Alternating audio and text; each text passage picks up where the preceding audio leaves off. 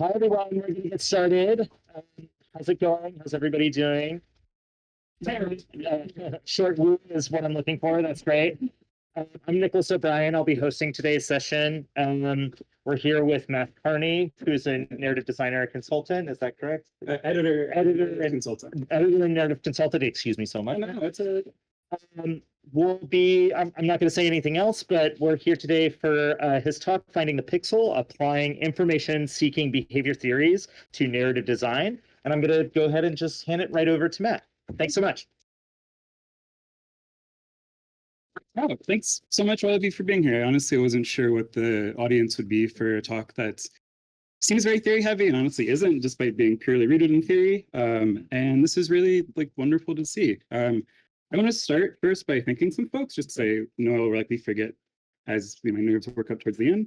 So thank you, the NarraScope organizers, the volunteers, Zuri and Nicholas in this room, Daria Ramazani, who answered all my questions via email, Amy and Onya, my wife and daughter, and everyone for being here. It's kind of wild. I learned that this building is called Urban due to a large grant from the owner of Urban Outfitters. I worked at an Urban Outfitters in the French Quarter when I was 19, and I'm currently 40. So time is strange. A lot of things move back around sometimes in ways you don't expect. So I'll be talking today, Finding the Pixel, Information-Seeking Behaviors Towards Holistic Narrative Design. We will get into all of those words. Who am I? Oh, it's so small. I was kind of counting on having the slides fully visible on the computer. Okay, I'll just do like a side thing. Yeah, I am an editor and narrative consultant. I worked on NORCO 2022 Geography of Robots, and I'm currently working on Perfect Tides Station to Station, coming out January 2026 from 3Bs. It's kind of a unique position, I think, for that. So what editor and narrative consultant in this way means is that for NORCO, there's the creator Yutz, who might be familiar with him from various interviews after the fact, and then for Perfect Tides Station to Station with Meredith Graham. And so I was actually looking at writing a narrative design that had already happened, and then giving editing feedback in the developmental sense. So building it out and growing it and asking questions for where things could expand. The line editing sense. So how does this sentence work and is it functioning for what we're looking for? And then also narrative consulting for the overall, I use the phrase the shape of a thing a lot, and I still don't fully know what that means, honestly. It's a little bit, you know it when you see it, but just taking a thing and really analyzing it closely. I also did additional editing design for the creation of Wonder. It's a narrative role-building TTRPG by Eve Golden Woods, who was a writer and producer for If Found. So you may be familiar with that game. And that will be coming up at the very, very end again. And then during all of this time, I was also working on my master's in library and information science. So everything was sort of swirling around also during peak lockdown at that time. And so all of these ideas became very intertwined. So the outline of this talk, just to give everyone an idea of what we'll be going through over the next 50 minutes or so. I'm going to get into the value of thinking about information in games. I will give 3 examples of information seeking behavior theories with examples from games, both NORCO, Perfect Tides, and beyond. The theories are going to be berry picking, encountering, and sense making. We'll be getting into each of those individually. And one thing I want to note right here is these are theories I learned my first week of my master's program. Right, so these are introductory theories that I've carried with me and have stayed in my head since throughout I think the 2.5 or 3 year program I was kind of doing it in bits and pieces. And so I want to say again, it's a theory, but it's extremely approachable and extremely relevant. And those programs know it as well. So just keep that to heart, please. And in conclusion, and then we'll get into Q&A, both Discord and in the room. And anything we don't get to, I'll give various ways to reach out to me and please take me up on it. You know, I've been relatively new in this space and people have been extremely generous with their time and I truly wish to repay that. So I sincerely mean it. Okay, information in games. Okay, so what are information seeking behavior theories, right? And funnily enough, despite the entire master's program being structured around how information is created and spread throughout the world, there's no consistency whether or not you hyphen information seeking or not. This approach for now. Okay, so there are theories that attempt to describe how individuals search for information, right? So how they decide that they need to find something, how they then take actions to find that thing, and then how they get it. It could be anything ranging from a recipe to a broad existential question to directions to any, again, it's a little bit feels very rudimentary, but it's so nice to break it down in these parts, right? And so what is holistic narrative design? Well, at least for this talk, because narrative design is a term that everyone kind of takes a little differently. I'm going to use that to describe using complete interconnected design choices and systems to tell specific stories through crafted conveyance of information. So that's what we're kind of getting through how this works throughout the talk. So I use information seeking behavior theories in narrative design. Either as the creator of the game, all right, the writer, you're the narrative designer, or as someone editing the game, and also a general broad pitch for like everyone should use an editor. Just more editors in games is a great place to be.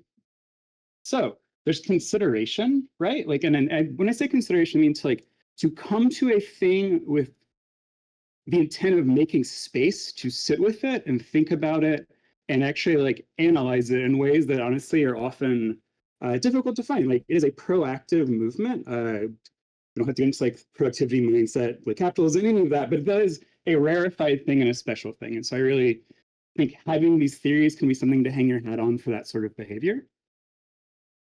Cohesion. So that's bringing design together through intentional systems. We'll get a little bit more into that in a second. And consistency, making sure information conveyed is consistent, except when you don't want it to be. So though these are like naturalistic and realism-based information-seeking behavior theories and conveyances, you can choose when to change that, or you can choose what they're discussing. And that doesn't mean it needs to be rooted in reality in the same way. So it could be how logic works in space, or I think something people often get misconstrued about the idea of Lynchian, like David Lynch, is that so much of it is grounded in a very like neighborhood and his concept of America and like what's down the street, and then it starts getting strange, right? Like I actually watched Eraserhead before coming here for some Philadelphia immersion, and you know, there's a lot of Lynch working through his feelings of being a father and that. But the thing that really landed the strongest for me was the use of the humidifier, which as a 2.5-year-old, I know that is what you use when your child is sick because they cannot take medication for colds. And so these sort of ways to bring in consistency that players will recognize, and also that the characters in the game would recognize, we'll get into that a bit too, where what I'm discussing, and I'll be clear in the examples which is how both players look for information and use it in their systems or in their games, and how the characters are also doing the same. Cool. So the Bell approach is a editing concept I'm clearly not too confident about because it's not a proper name yet. But it's like how do you shape and tone when editing and beyond? And again, I think all of the previous slide speaks to this approach of like you're working as an editor with something that you've been given with often a single creator who have a very clear idea of what they are trying to build, and they have an idea of the shape of it. They have an idea of what the resonance should be. And then by listening to them, by asking questions, and again, by spending that intentional time with it, you help hone that tone and create a thing that really is like the strongest version of what they anticipated and wished for it to be. And I think that's truly a special thing to be able to do, and I'm very grateful to be able to work in that space, and something, again, a reason I think there should be more editors. I want to very briefly mention Gabriel Interfaces, a book that came to me very late in this presentation preparation, thanks to Game Studies Study Buddies, the Range Touch podcast. But very importantly, what Christian Jorgensen proposes in this game, which is consistent with what I'm discussing today, is that game world interfaces are both content and medium. In other words, they're both an informational space as well as an environment designed for interaction and play. And that informational space idea, I think, is especially valid for narrative, be it Twine, via AGS, via any other tool you could be using. And so I'm honestly still working my way through this book. It's really wonderful and edifying, but I couldn't even mention it despite not having finished it yet. So information-seeking behavior theories. The first up is berrypicking. So berrypicking is the design of, so the paper, the core paper for this is the design of browsing. Hello. You're new. Okay, there.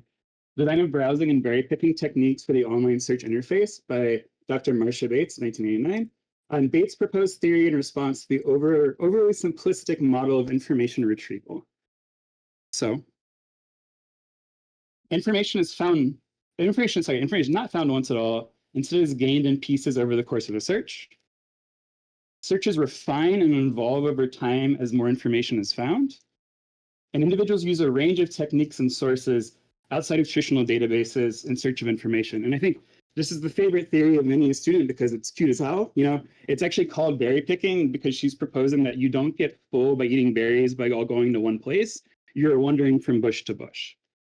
So here was the traditional model she was pushing against, where people believed that as individuals seeking information would have over here.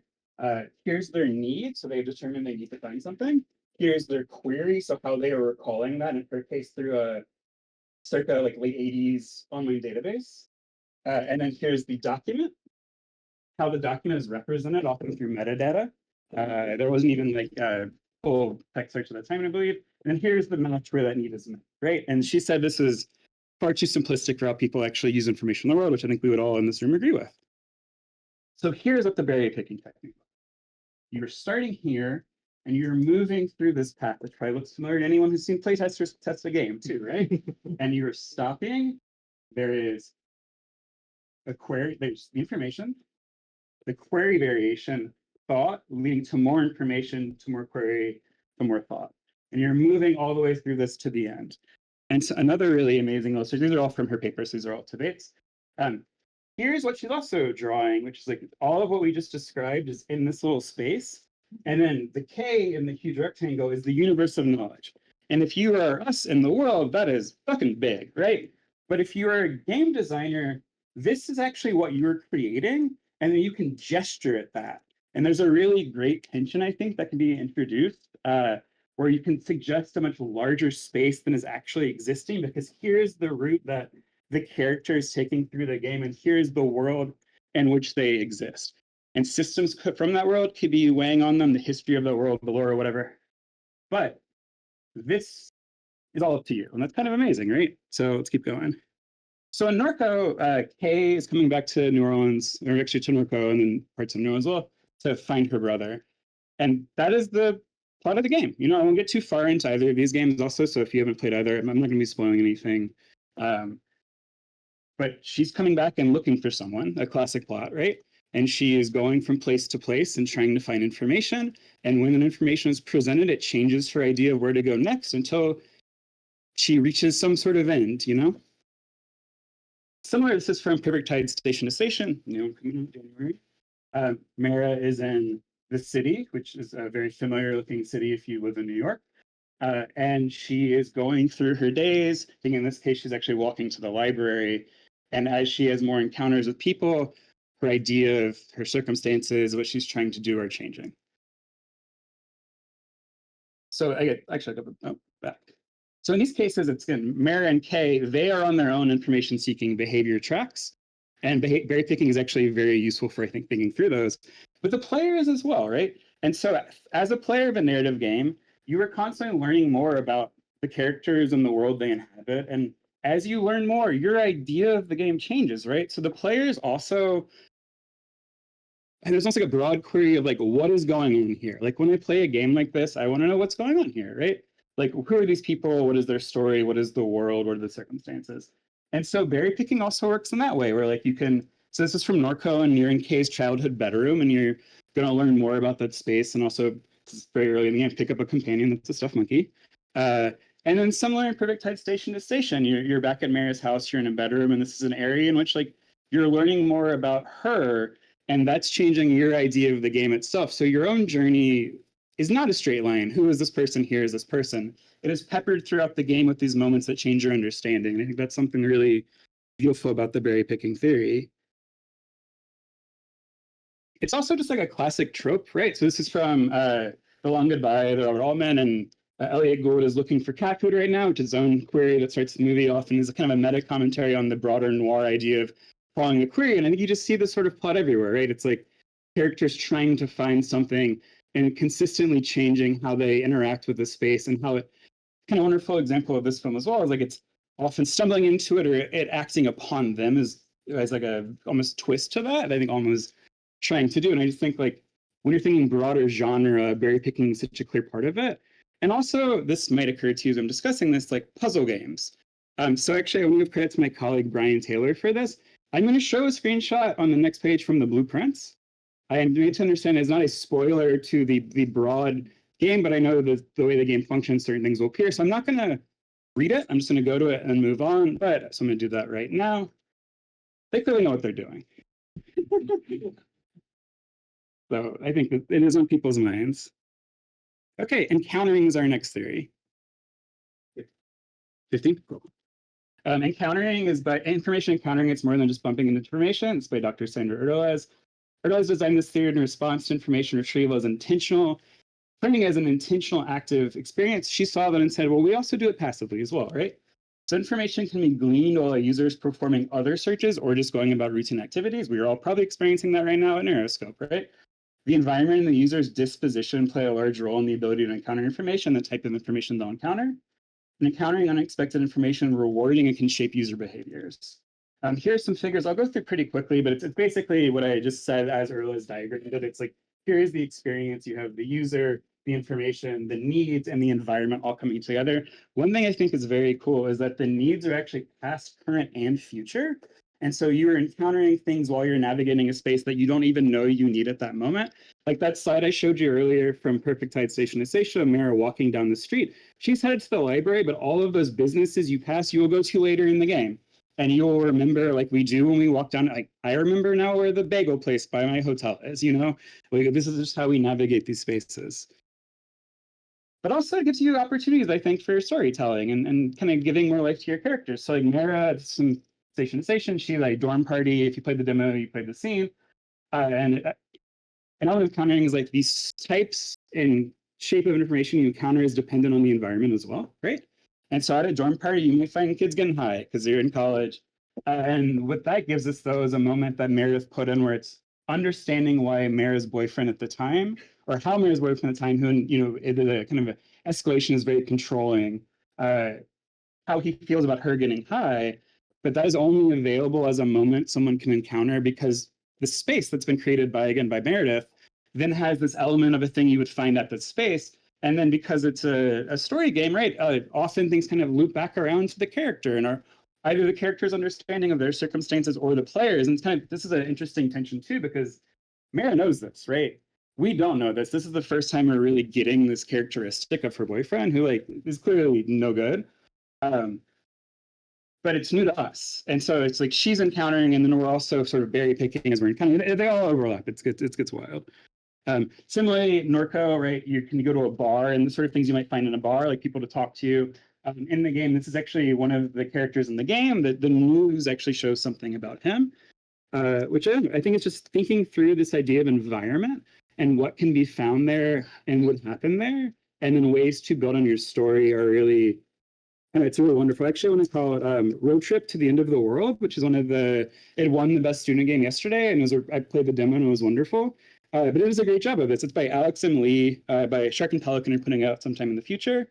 But you have an imaginary shark friend who's very kind of like a Drop Dead Fred situation, if anyone knows that movie. But they're very hyperactive, and you can distract them though with things that are in your car. And so the creator made this car environment with things you would naturally find in a car, like a map, a hamburger hanging from the rearview mirror, very plot specific torn up postcard. And then by interacting with each of those things that like feel like trash I would find in my car as well, you're getting more of the circumstance of these people or person and shark, imaginary shark, and where they are in their lives at this moment, right? Like they know that map is there and where they're going. You don't until that map is revealed. Oh, sorry, I'm drinking some quick water while speeding up. Also, though, there's a great an element of encountering I think is really fascinating is that it feels good. Like it is found to feel good to encounter information in the wild if you can then put it to use. And that actually functions very well, I think, for adventure games or visual novels because you can kind of reward repeat behavior with certain outcomes. And so, for example, in Perfect Tides, Meredith put in a framing where you can ask yourself questions and topics, which I'll go more into topics later. But if you ask them at different times in the game, you actually get different results.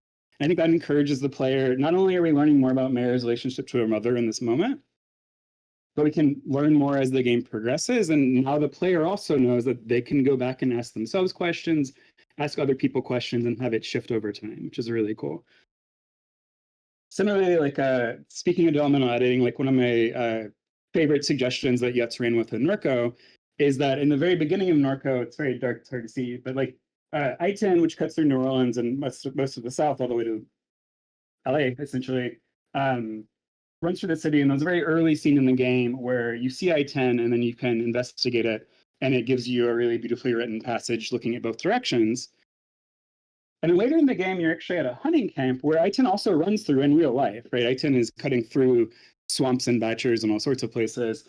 And that idea of like someone expecting an encounter again or anticipating it and then being rewarded by going to it was something that I suggested, because it's also, I feel like, speaking of cohesion, it brought the game together so well, because like here's literally the same interstate you saw in this urban environment is now here in a much more swampy environment, for lack of a better word.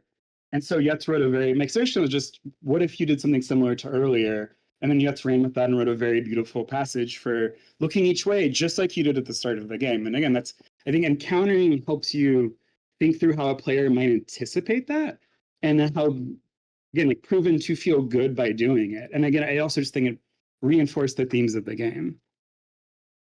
Finally, I recently played this visual novel, Interstate 35, which I thought was great, by Julia Muncy. And it's an example, I think, encountering for like moments that the player is maybe not expecting, but will help ground them so much because it is information like you would find in that space. And so I was enjoying it. I was enjoying it quite well, with like a story of like folks in Texas going into an irradiated wasteland to retrieve something. But what really got me was that it has June bugs in it. And like, raise your hand if you know what a June bug is. I mean, there's such a tactile little critter to like be in your life if you ever had them stuck on your hair, on your arms, hitting your door at all hours. And just including that, which makes sense, it's set in Texas. June bugs in Texas and Louisiana are so present. But that detail, like me encountering that detail, creates such like an edifying moment between me and the game that like, I think that's so strong, right? I think that's so many players are looking for, at least in my opinion, my biased opinion, working for types of games I work on, maybe, is how do you have these really specific moments that I think Meredith actually called it earlier in her talk, like the scaffolding for broader. So it's like almost you have hyper specificity in certain areas that leaves enough room for folks to insert their own feelings, their own past. I removed a slide of an Agnes Martin painting, but if you know Agnes Martin painting, she's a wonderful minimalist painter who I think does this quite well with her work of like lines and in space. Finally, sensemaking. Okay, sensemaking theory and practice. Overview of user. These are clearly very academic papers. Again, very approachable despite the titles. An overview of user interest and knowledge seeking and their use by Brenda Dervin. Dervin proposes an approach in which knowledge is turned from noun to verb. So there is the individual seeking information and there's information, but knowledge is actually creating that information, the individual's active move of information, using the information to create knowledge. So knowledge is a verb, always an activity, embedded in time and space, moving from a history toward a horizon, made at the juncture between self, culture, society, and organization. Jin, really good paper. Like, and so in practice, in Perfect Tides, Meredith actually put in this topics mechanic, right? And so Mara has topics that you can ask around. And so you are able to use those and kind of like witness sense making as Mara is doing it within the game, and then as the player is doing it themselves. And then kind of wonderfully, those topics are then expanded to this paper writing system, which is fun because the player is no longer sense making. They are choosing the informational vectors for Mara, and then Mara is making sense of those in the paper, which you don't see, but you get the grade back, and so you kind of get an idea of how well or not you did in the process. Similarly, in Norco, Yetz had a very clear idea for a mind map. And I know we've seen these in a lot of games, where you have various characters and concepts in the world, and then they are filled in as you uncover information in game to how they relate to what's happening. I think in Norco, like, it's a great kind of layering where as Kay learns more about these things, you learn more about them. Like, you and Kay are equally in the dark for a lot of it. There are some scenes where you're playing as Kay's mother and you kind of uncover more context. It's only been 26 minutes. Well, I think you wanted time. Oh, sorry about that. Yeah. Yeah. But isn't an hour a talk? Yeah. That's what. Oh. That's what I was told. Is it? Yeah. I'm so sorry. Oh, I'm so sorry. Okay. Keep Yeah. going, keep going. Sorry. You have a lot of time. Oh yeah. I've been rushing, so I'm just gonna take a moment, drink some water. We've been going so fast all day. So Yeah. I'm used to the half around the block. No. Thanks for keeping me on Yes. an alternate version of time.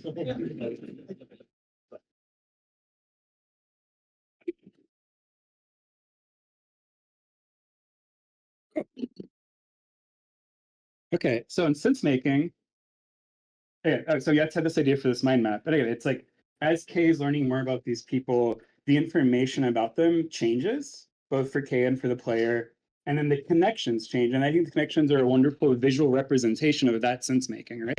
You have Kay taking information in the world that she's been given, and also the player, and then squaring that with previous information and even ideas, some of it going against previous ideas she had, which I think is very strong, right? Have both the character and the player anticipate one thing and then subverting it or changing it as you go. And I think something in NORCO also does really beautifully, something that I think Yutz captures so well that is true of, so I grew up in Louisiana, both in Baton Rouge, and I lived in New Orleans for a while. And I think it's very true of Louisiana overall, is there's a lot of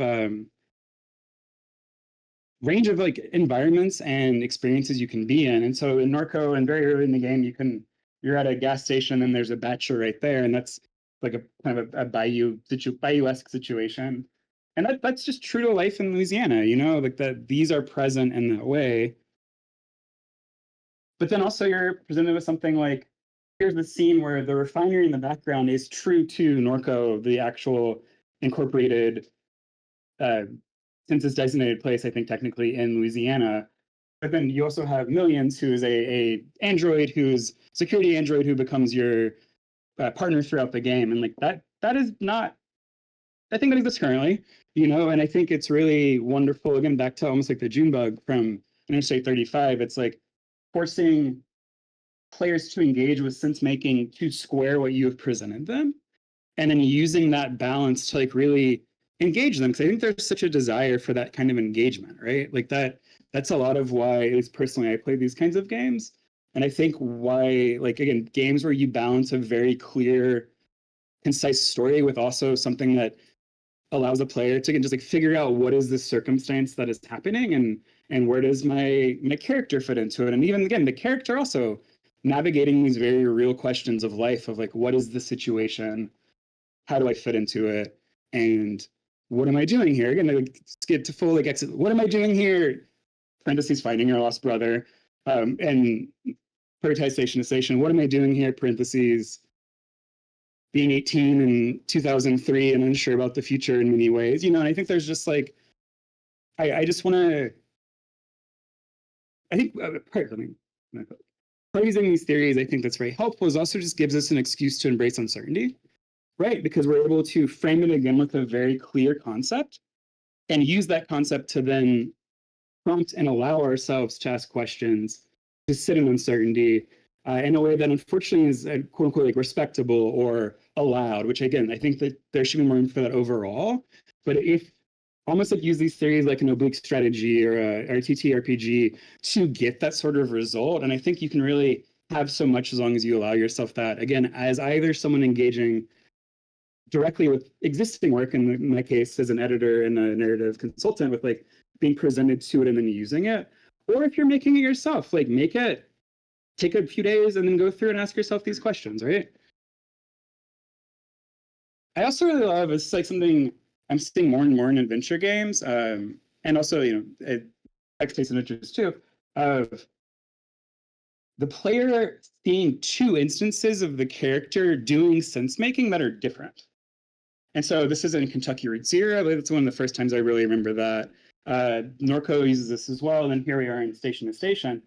And so Meredith has been asked a tough question by someone that she's at a restaurant with.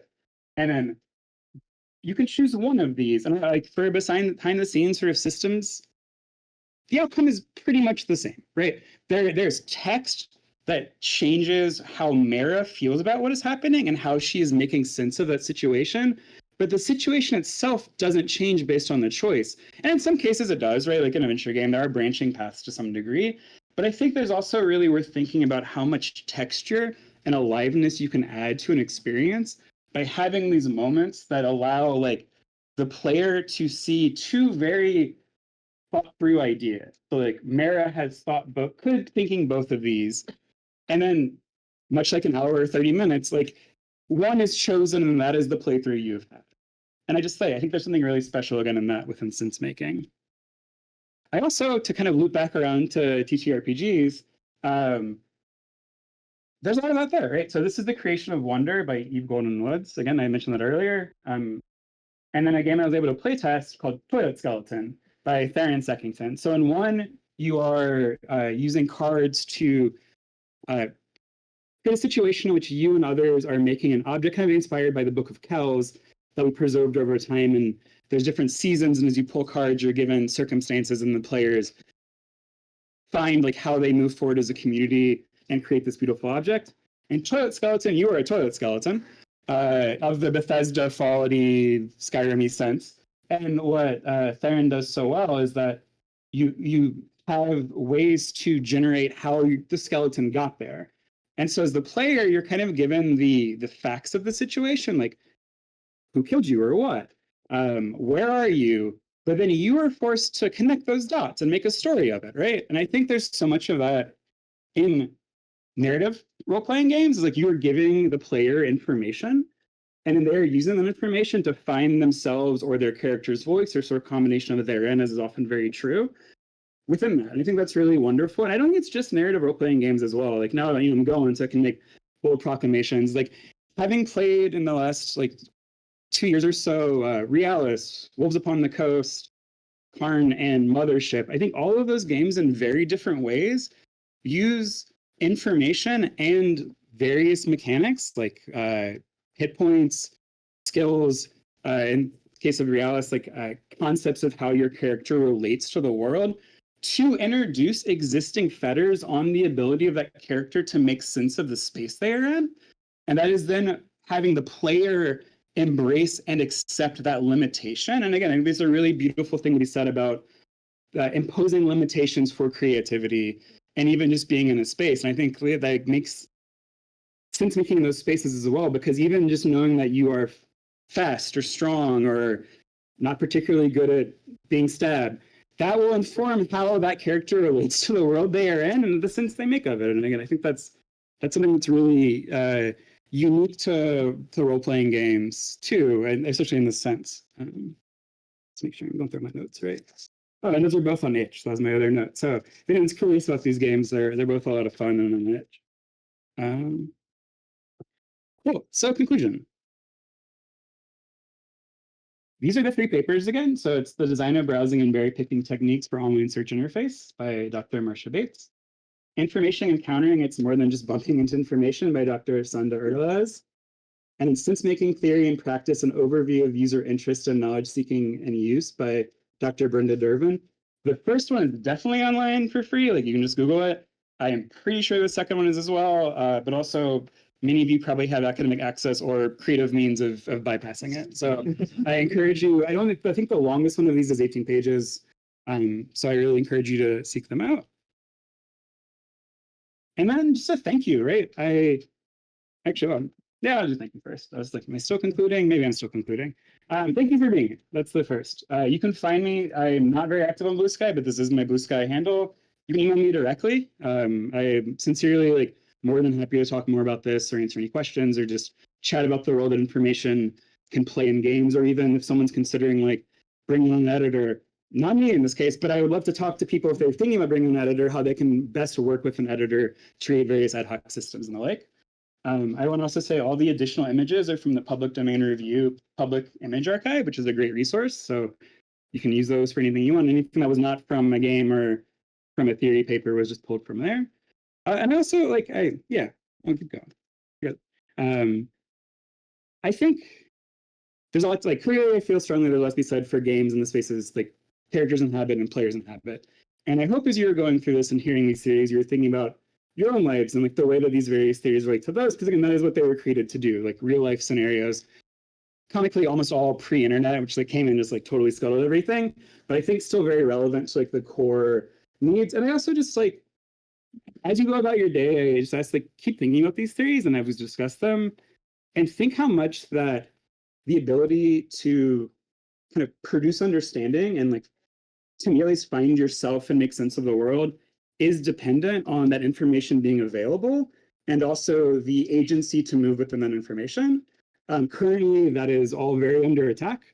And I think it's just very worth keeping in mind that if any of that erodes, that is not just eroding a single fact, it is eroding an entire concept of essentially reality as we know it, because it's an attempt to fully rewrite the idea of truth to the degree that no one seeking that information in the future will have access to it.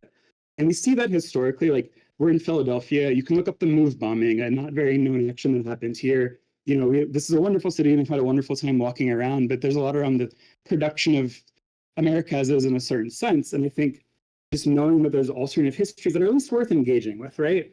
And seeing this unprecedented move to even remove those as information points folks could use for sense making or for berry picking or for encountering is just extremely worrisome. So just please, you know, keep that in mind if you find ways to support various archives or any folks working in those ways that are worth following up on.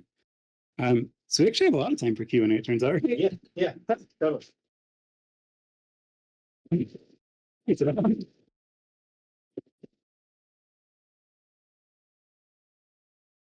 Just to get us started, all three of those papers that were mentioned at the end have already been posted to the Discord. Oh, incredible.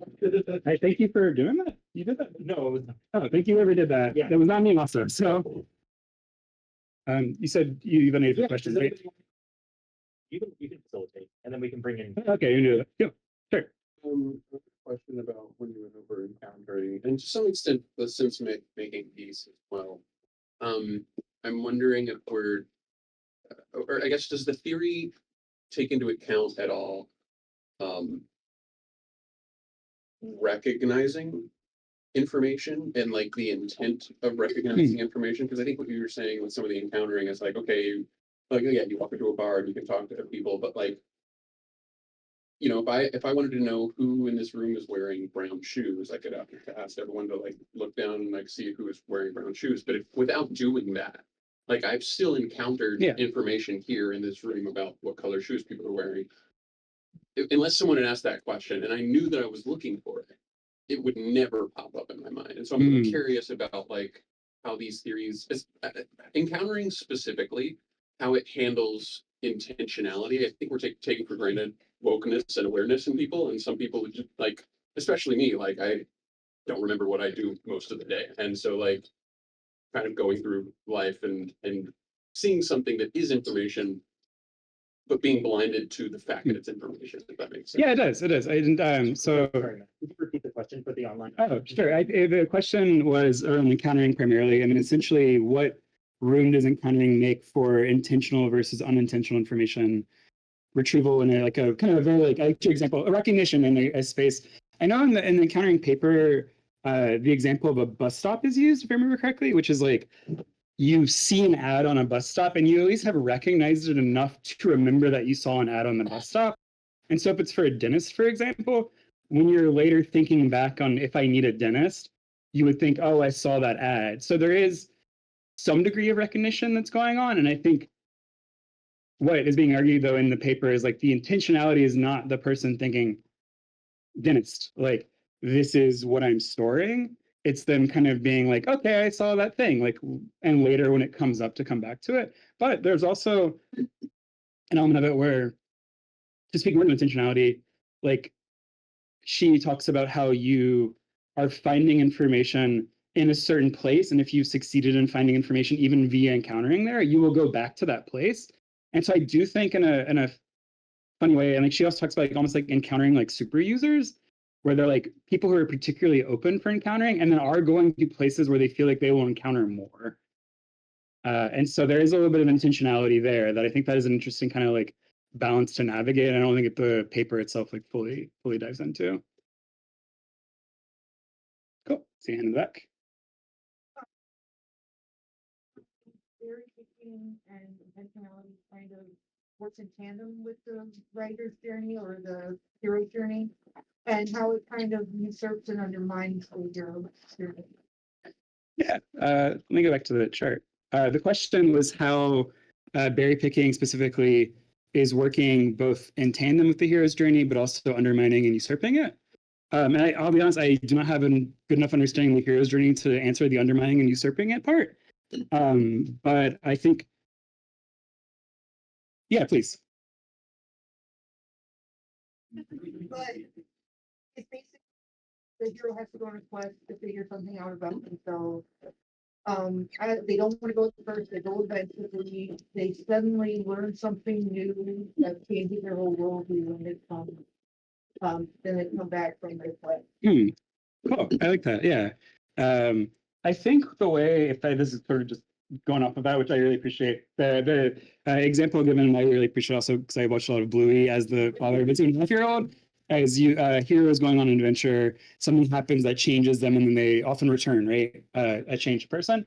I think that is almost just like two of these stacked on each other, right? It's like maybe they're not anticipating the change, but they are having this moment of change, and then it's almost like linear in that they're going on and coming back, straight line. And so it's maybe undermining, but it may be the ways that are playing with the idea of hero's journey, which I like, maybe like the Green Knight, like it's a little more like loping around. There's not always agency and intent in the hero's actions.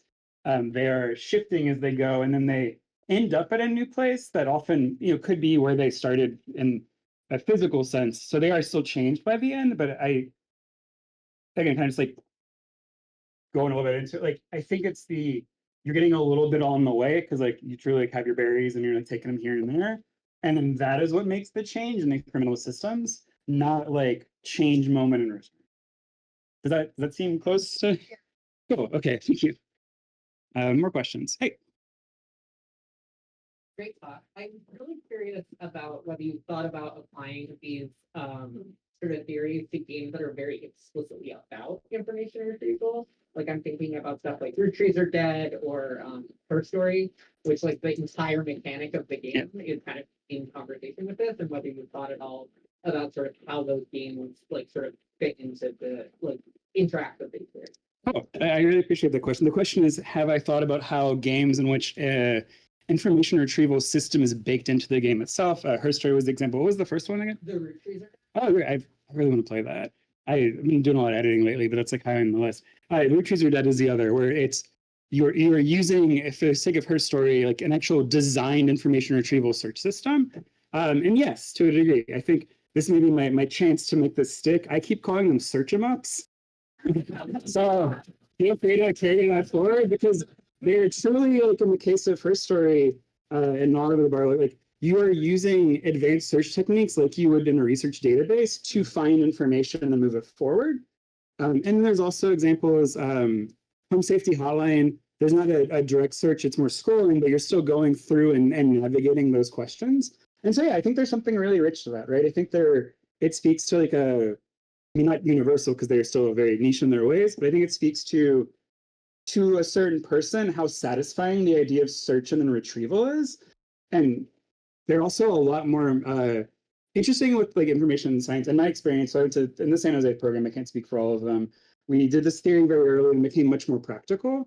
And so when you actually would get into designing like how to do like stacked systems where it's like a binary and then a second binary, eliminating the first and things of that nature. And I think there is much like coding can be too. And I think, again, for the right type of person, that really hits, right? And so I think it'd be interesting to look at those games, maybe next year, who knows? Maybe unless the Bell approach is done by then, it's not going to be.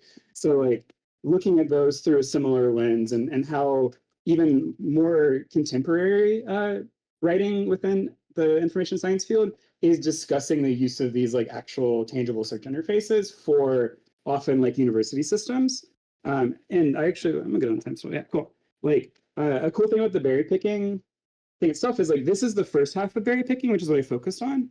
But the second half is actually Bates laying out how to do different maneuvers of search to build on one another, all within, again, like a very late 80s online database. And so I think that half will be really resonant as well, because it's like, how do you do a broad search and then narrow it? Like the whole idea of refreshing the query at each step is actually taking that information you've gleaned and then narrowing your approach as a result. And I think, again, for this, it's like a very clear, like, okay, it's a simple search, broad search, and I get to be a more advanced search based on like year parameters, which is like something that can come up in those games too. So yeah, I think there's definitely a lot of like clear resonance there. So many hands back there. No, you.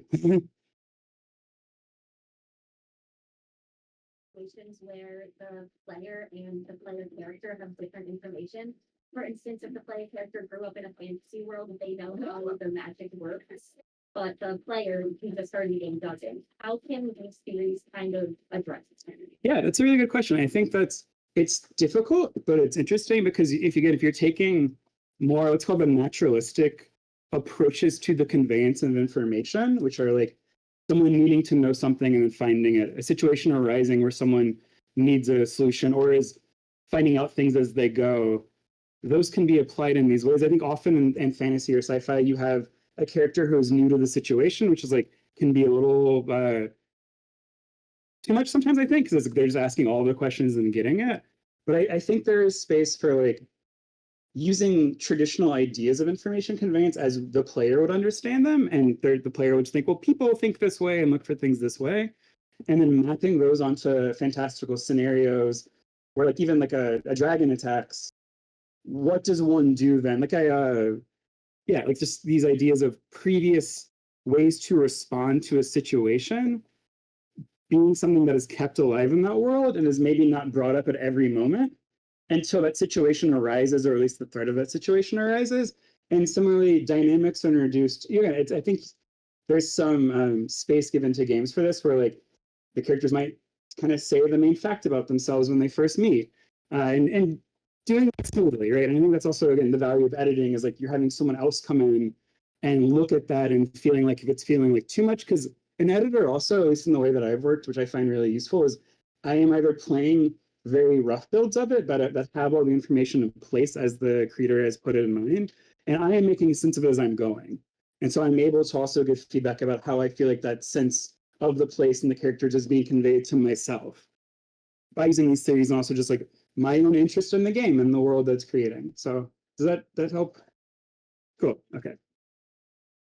Hey there. Yeah, have you ever encountered a time in your career where you actually feel that the structure of what you're editing is actually getting in the way of like these potential ways that people are interpreting the information? So, like structurally it's unsound for everything. Structurally it's unsound for like that kind of information. I mean, so my career's been very short. I'm only involved 2 games in one tier, but I will say it's less that they're structurally unsound and more can they be related to the situation, and even using them to put in like bits and pieces here or there to see how information is being conveyed, I find is like a useful way of analyzing it. I would hope that if I encountered one where it was fully outside of the realm of these theories, then it's not the right space for those theories, and then you're looking at it through other lenses of defining. But I will say like these are very far-ranging if you're thinking about them. Like I recently replayed Bloodborne, and FromSoft is using encountering all of the time because they're having this idea of a space and what you're finding within it. Less so Bloodborne because there's less pickups to put words on, but like Elden Ring or Dark Souls, right? And they're having these. So I think as long as you are thinking about how information may be almost like surfaced to the player within that space, then I think there's some value of these. But if it's not working, like fuck them. Like you don't need everything to work all of the time for anything in life. Like that's just like find what works best. And again, I think that's why I put consideration first as well, is like you're sitting with this thing and you're seeing, like, to stretch my bell metaphor, like you're kind of like hearing how it sounds as is, and you're seeing if the ways that you would tune it are correct for it. And if not, you're either finding different ways, or if I've never been in this situation, but if someone was, maybe passing off to someone who's more attuned with what that bell needs, right?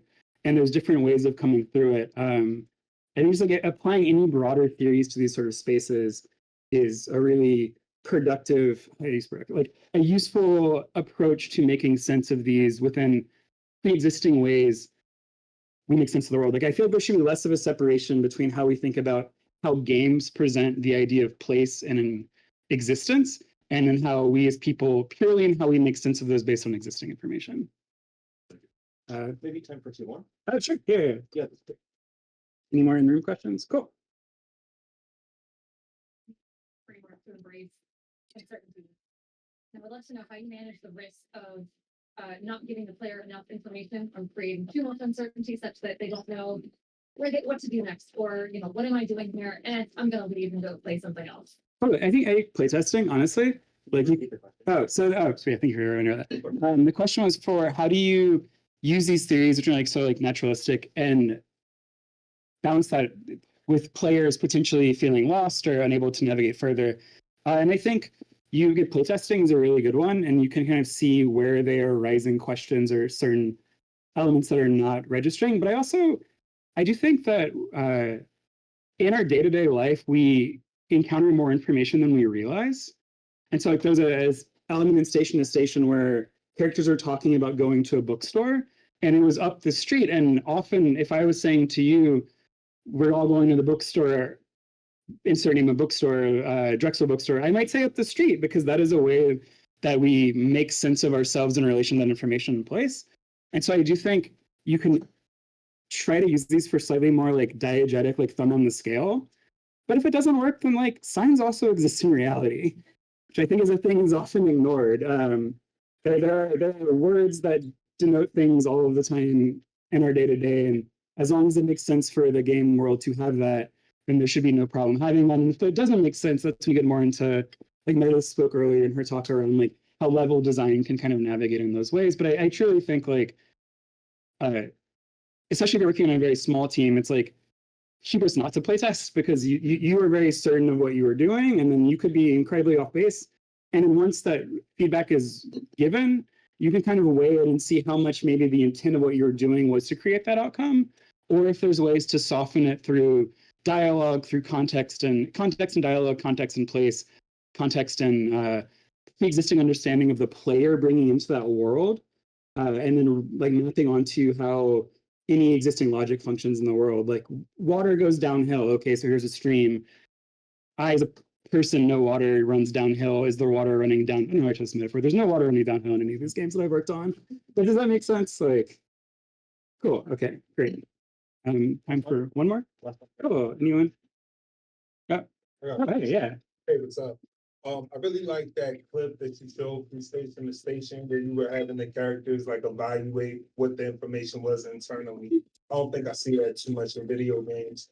You said after that took place that like the situation doesn't necessarily change. It's not like a branching narrative based on what they thought. It's just giving the information back to the player as to how the character might interpret a scenario. And then later in the game, I'd assume that there are some branching narrative choices that the player can make that probably will be informed by how they interpreted the character's thoughts. So I just wanted to know, like, if this was like a unique thing to this game that you guys invented, or if you've played something similar, because I don't think I had. Yeah, I think I've seen a few things. Like there's a great scene early in Kentucky Route Zero while you are walking up on a character on the phone, and you're actually choosing what you are overhearing them say on the phone, which creates a very different backstory for the motivations of that character. And so I think that was my first time encountering it. There's also some of it in NORCO, but what I think is really unique about the way Meredith is using in this game is that, so like, here's Mara's having a bad time at a restaurant right now. And then she is being asked something by Theo, who is this person here. And I think much to real life, like, how Mara feels about it can change, and there will be like a couple of lines representing like the internalization she has of these thoughts and feelings. How Theo feels about it won't change, because he is not beholden to the player.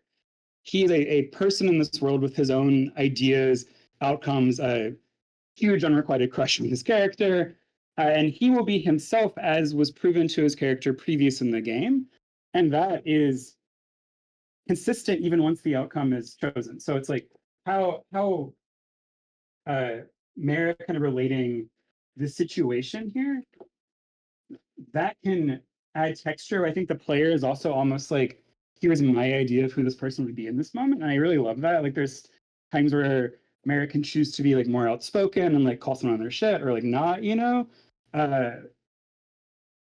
but it's the same programming beyond like some line. And so it's like, you have a lot of ways of experiencing the dynamic range of like what Mara feels in the situation and like seeing that play out.